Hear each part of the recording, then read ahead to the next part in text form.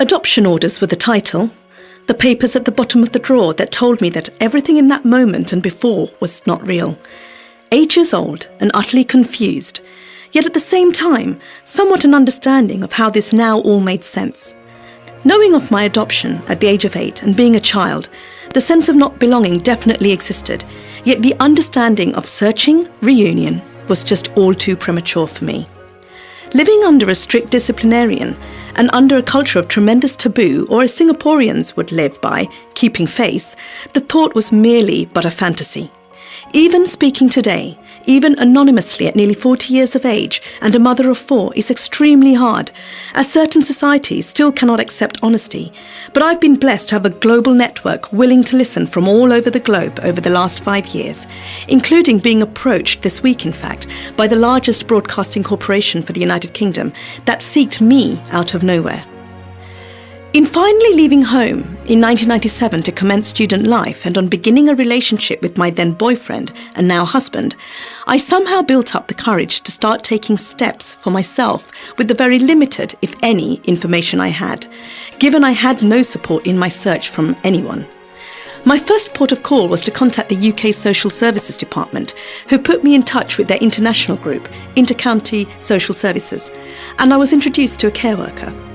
It was lovely to finally be able to open up to an individual, a stranger, and tell her my story and have a listening ear, which at that moment, such an individual was pretty scarce in my life, especially within this close-minded community.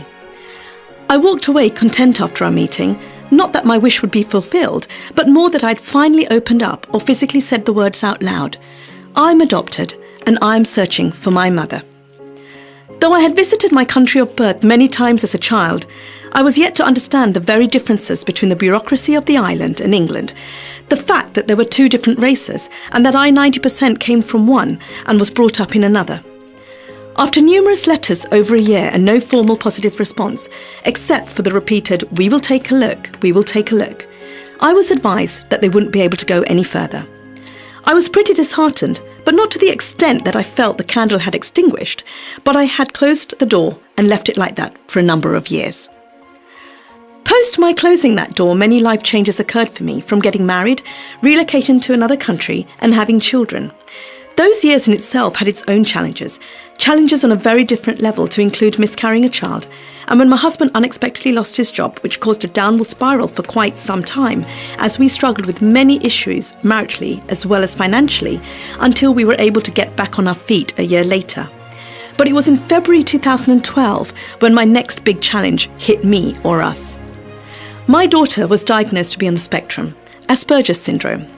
The diagnosis for our child itself was the beginning of a major transformation for my husband and myself on so many levels, as we coped as a unit to understand it all, again with little support due to cultural denial. But as parents, we had each other, and we knew we had to do what was best for us and for our child, whether society understood due to lack of education or not, and we still stand very strong in that respect. I remember sitting in the office of the many consultants and psychologists thinking, how was I now going to cope with this, on top of my already existing issues? But it was then that the initiation of reopening my search recommenced, as Great Ormond Street Hospital requested for me to go back to that island, search and obtain my medical history, to facilitate not just myself, but also for my daughter and for my children. There isn't enough time for me to go through all details of my search, but in summary, it was a long, arduous journey of searching, in essence, for a needle in a haystack. Numerous local press conferences, including gaining the attention and focus of the president of the country. But a needle in the haystack it was, and though some gaps came to light, it was still a block. Mentally and physically tired, it was time to take a break.